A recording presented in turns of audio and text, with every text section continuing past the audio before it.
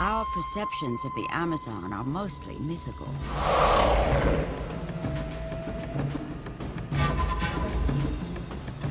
But in Amazonia, reality is more amazing than mythology.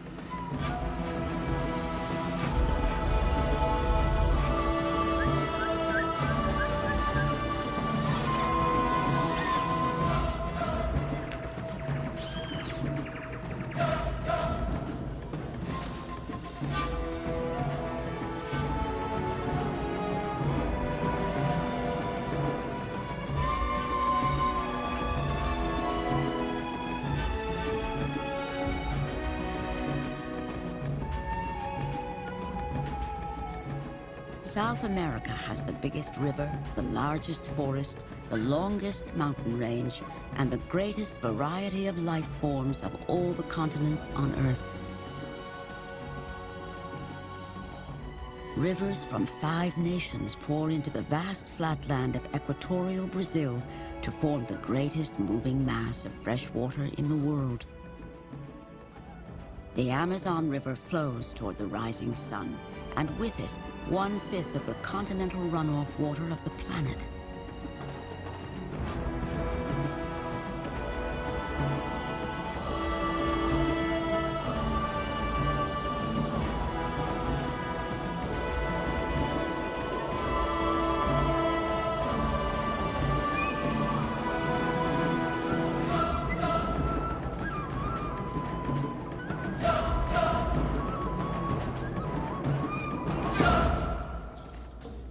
Among the distant sources of the Amazon is the timeless land of the Incas.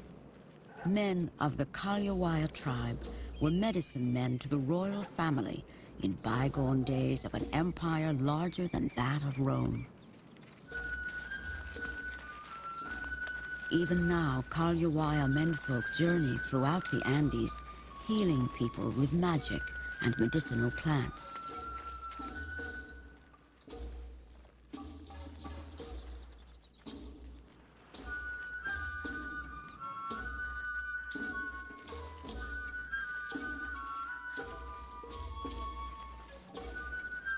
Julio Mamani will follow the tradition of his people. It saddens me there was no plant nor magic that could save my mother when she got sick. Whispered in Pukina, the secret language of the Incas, mysteries of the healing arts are passed generation to generation.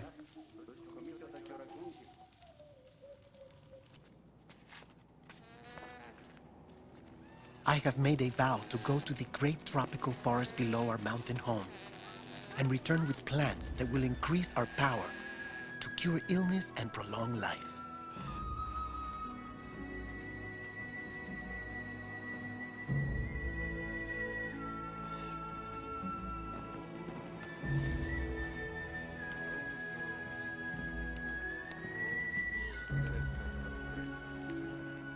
Acomani, the god mountain of our people, watches over the Kalyawaya and has done so since our earliest beginnings.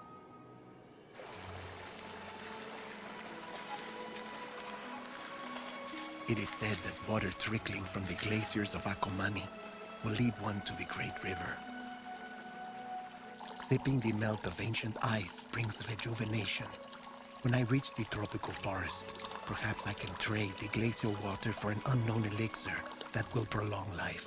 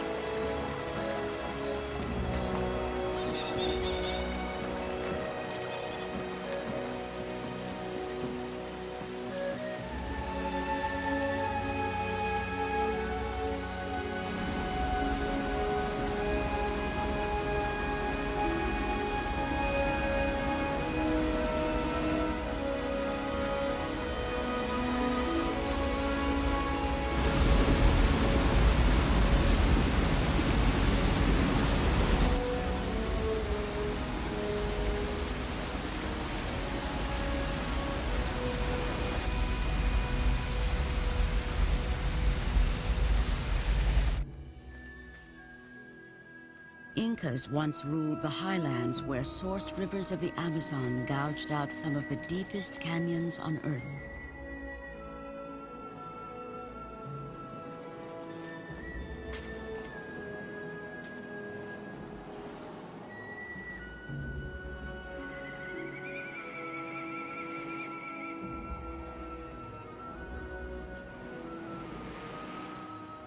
Machu Picchu, the lost city of the Incas, lies only 200 miles as the condor flies from Mamani's homeland.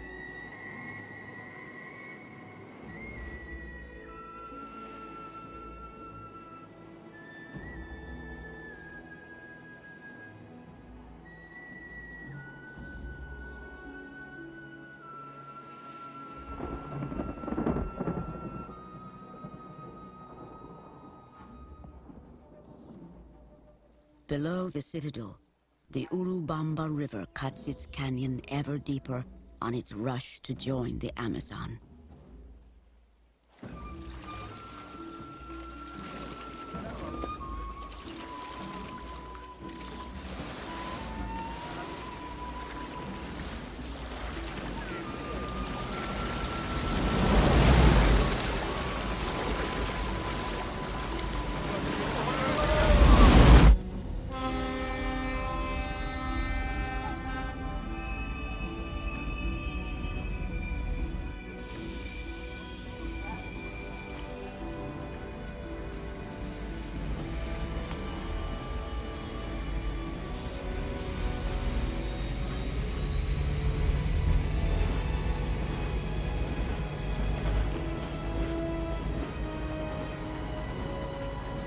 In the few short miles from mountain peaks to tropical forests, the traveler passes through as many ecological zones as on a trip from the North Pole to the equator.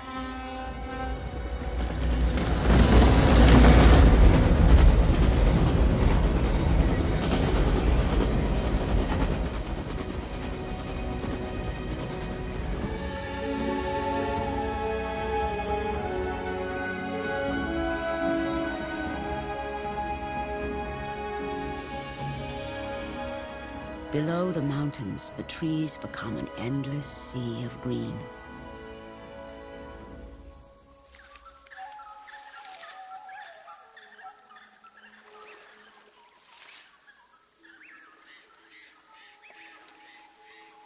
Dr. Mark Plotkin is also a medicine man. Like Mamani, he is in search of plants that will heal humanity's ills. He is an ethnobotanist. His hope? To find cures to diseases which Western medicine has not conquered.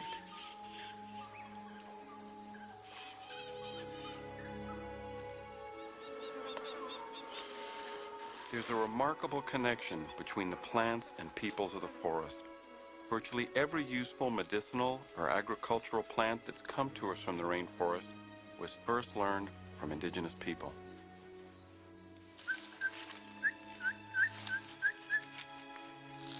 Dr. Plotkin is driven by a dread that some species may disappear before their life-saving attributes are discovered.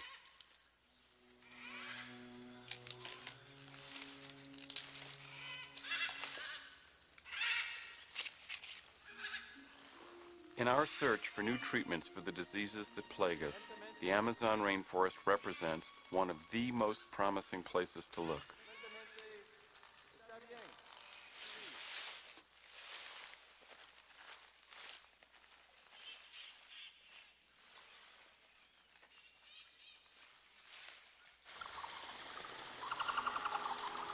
At La Cueva de las Lechuzas, I have reached the edge of the legendary forest.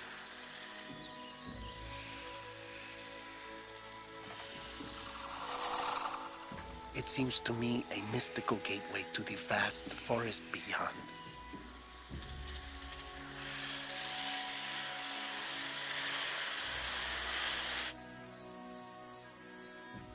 Mamani has reached the flatlands of Amazonia,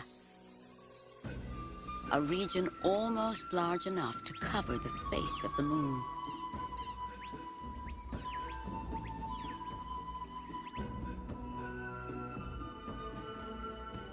The Amazon basin is home to the planet's greatest celebration of diversity.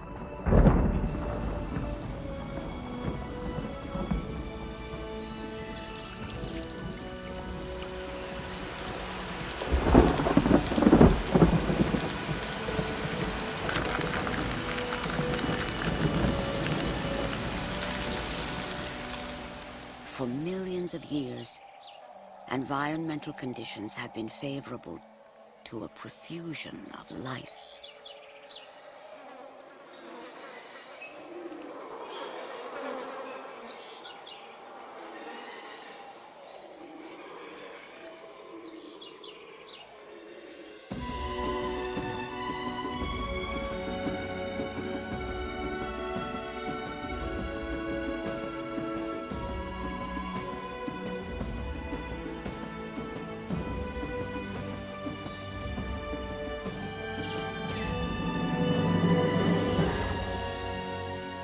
The canopy is largely unexplored.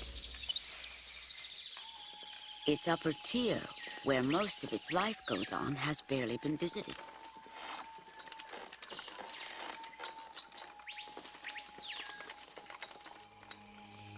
It averages 50 feet thick and amounts to 20,000 cubic miles of wood, water, air, and green leaves.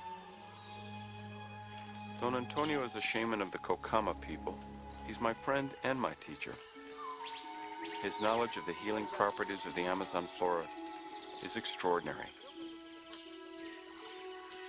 No one knows how many species of living things exist in 2 million square miles of forest canopy.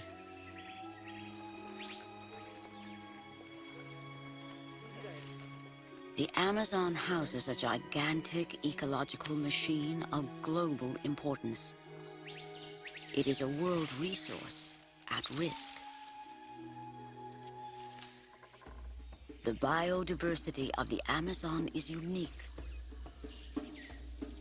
The only place of its kind in the world.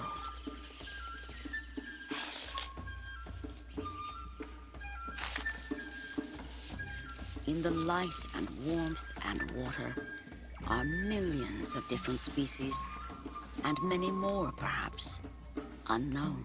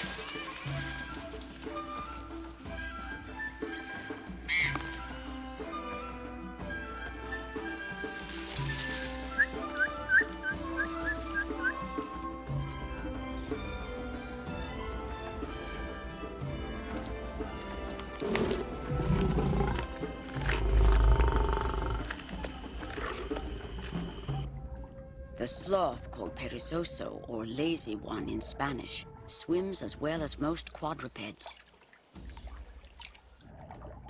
A jaguar often jumps in to cross a waterway.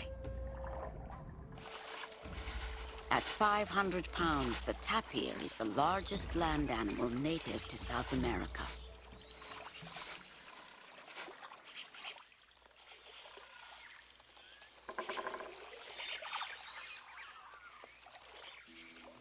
In mid-year, the Amazon rises to maximum flood, as much as 45 feet above its November minimum. With the deluge, aquatic life invades the once dry forest floor. The pirarucu is one of the main food fish of the Amazon. It can exceed 6 feet in length and 200 pounds in weight.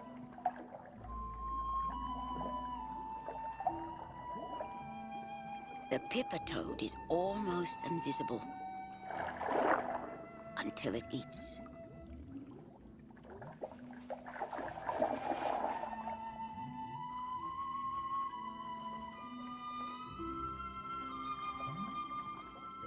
Electric eels deal death with 500-volt shocks.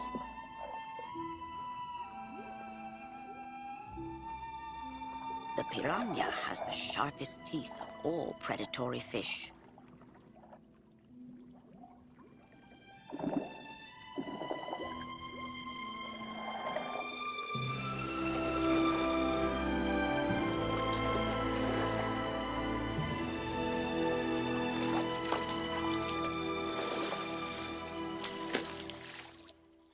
Of all the creatures of the Amazon, the pink dolphin is the most celebrated.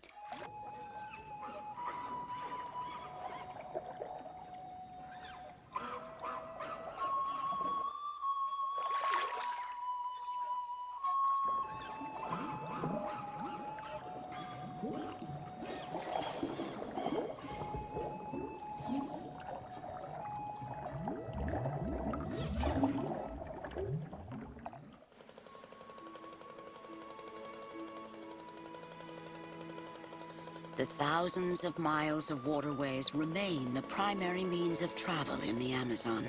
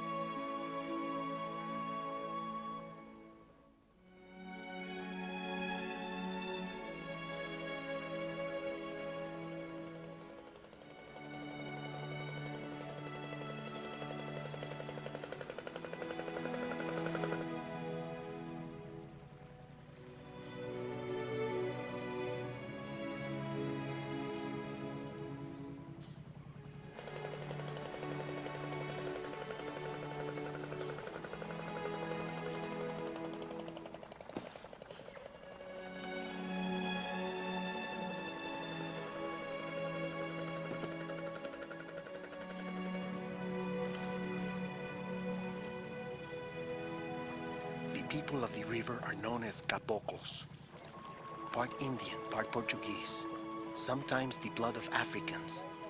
Many are almost as skillful as the Kayawayas with herbal remedies. We have much to learn from one another.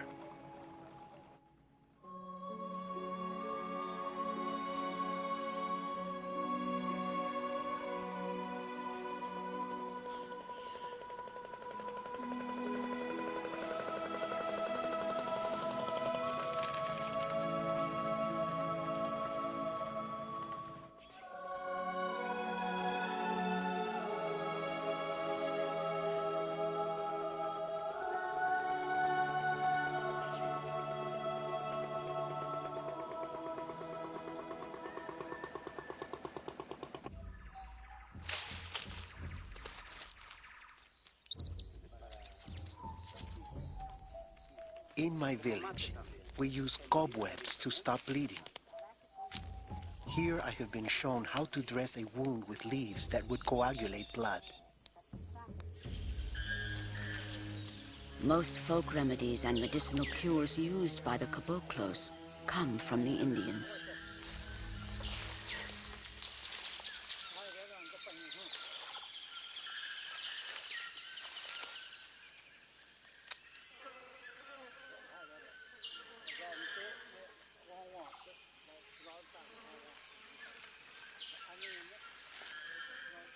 We know that fungi have provided the world with penicillin and other antibiotics, but the potential of tropical fungi remains largely unknown.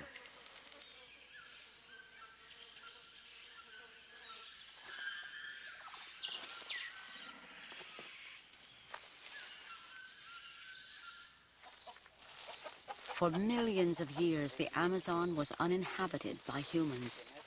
The Indians arrived during the last ice age, which ended a few thousand years ago. After the Europeans arrived 500 years ago, In quest of land, slaves, and gold, indigenous people fled deeper into the wilderness.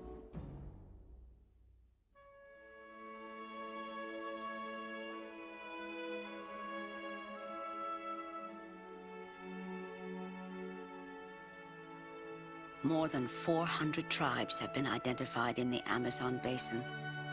Others may remain undiscovered.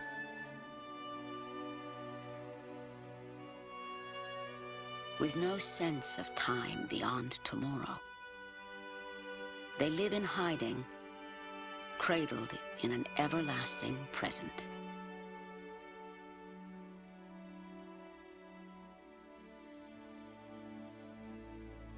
As late as 1943, the upper reaches of the Xingu River were largely unexplored. Orlando Villas-Boas and his brothers left São Paulo with an expedition called Roncador Xingu. Some things only happen once in the history of the world. It was a moment in time that can never be repeated. After 3 years and 3,000 kilometers of a path cut with machete, we encountered for the first time the Indian populations of the Alto Xingu. Very little was known about them, and they knew only enough of the outside world to stay hidden as in centuries passed.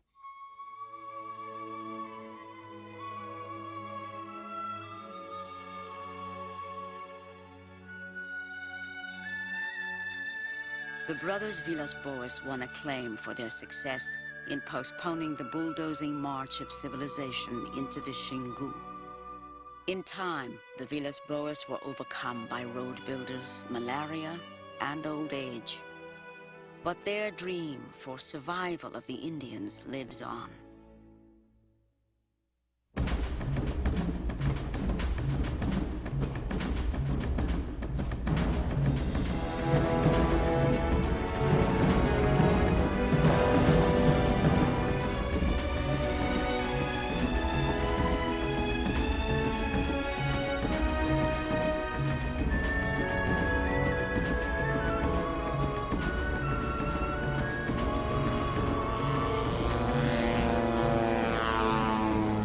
Sidney Pozuelo carries on the legendary work of the brothers Villas-Boas. Sidney's task is to seek out isolated tribes and promote legislation to keep Indian lands off limits to all outsiders.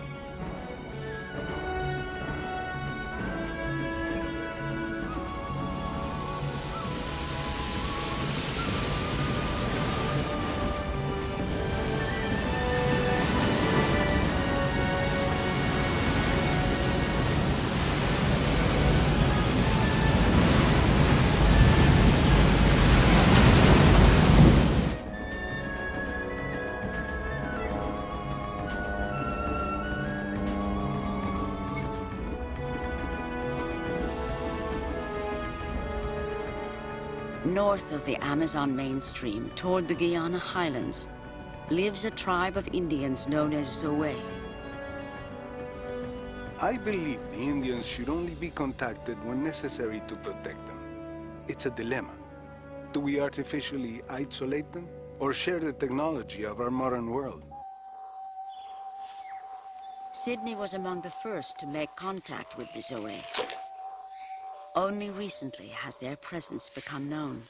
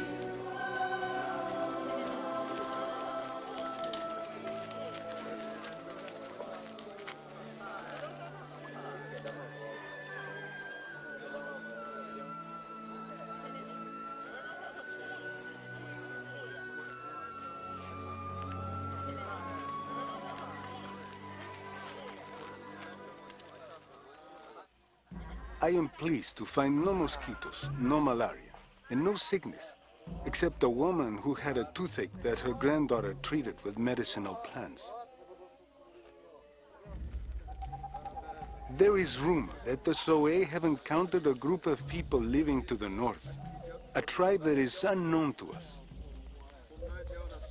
Some of the men agreed to show me where the strangers have been seen.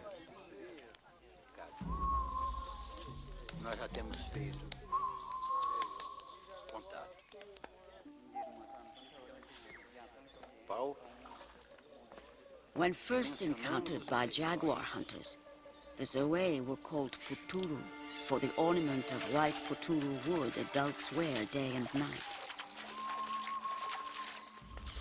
We don't know who the others might be, or if they really exist. But if they are there, the gold seekers making their way up the Kumina-Panema River are on a collision course. The Zoe do not venture into the forbidden north, where they say a tribe of giants lives, and the hills of Kumina-Panema touch the stars.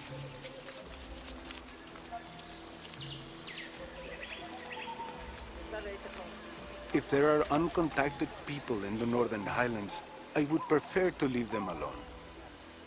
But it is critical that those who care about them be the first to reach them.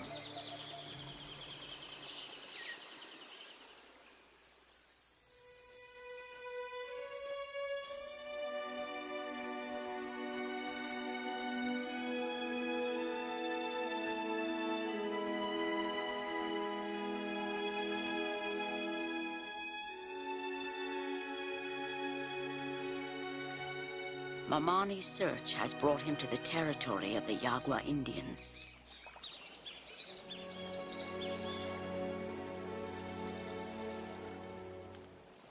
The Yaguas have had contact with outsiders for several hundred years. They are a large tribe known for herbal remedies.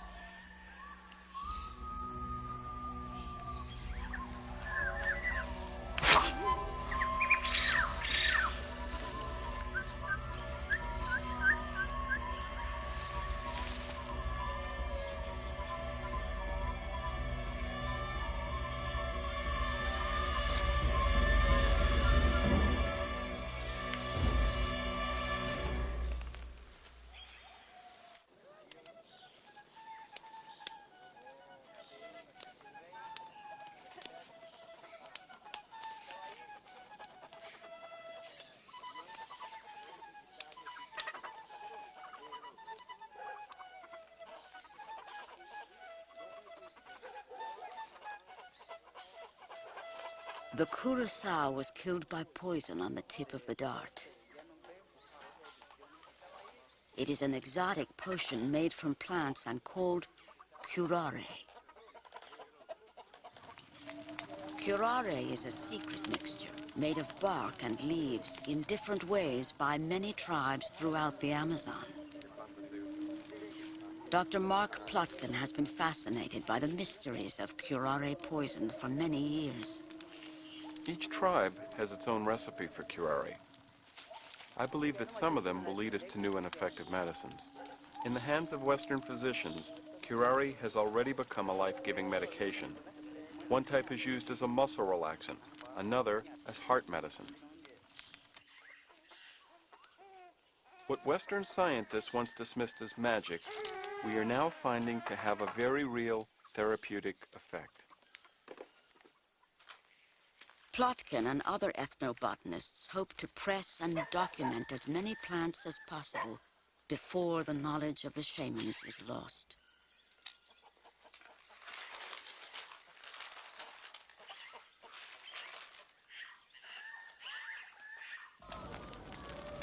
Learning the jealously guarded secrets of indigenous shamans requires genuine friendship and mutual trust.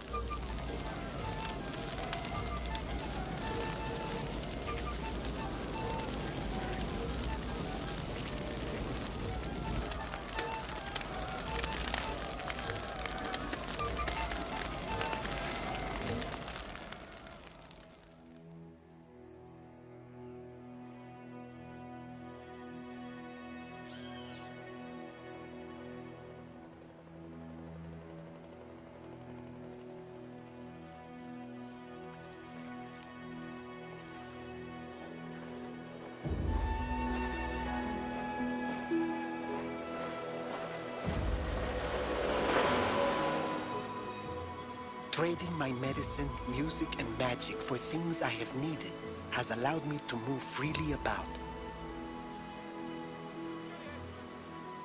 With distances so great, exchange of a cure for a very fast ride is a very good trade indeed.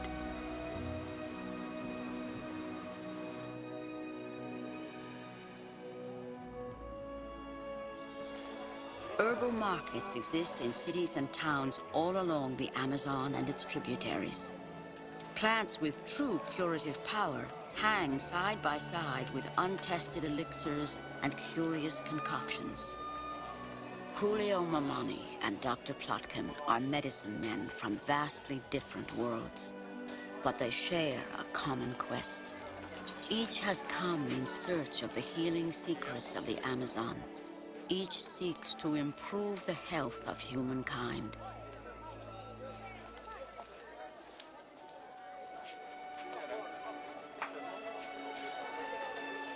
And for a fleeting instant, time stands still. And two distant worlds are one.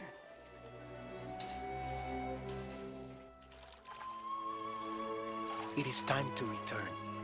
I have traded the melted ice of the God Mountain for the medicine of the Great Forest. I have traded my flute for the long ride home.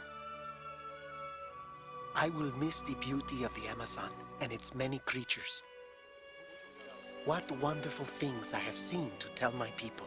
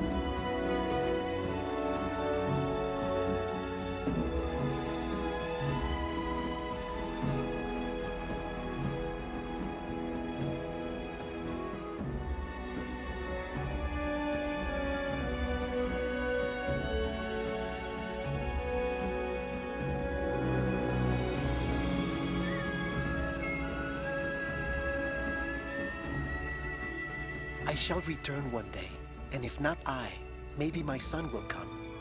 There is so much to learn, and yet So little time. Neither the shaman nor the scientist discovered a magic elixir to end all suffering, but each has gained new knowledge and discovered cures that will improve the health of humankind. The Amazon quest has only begun.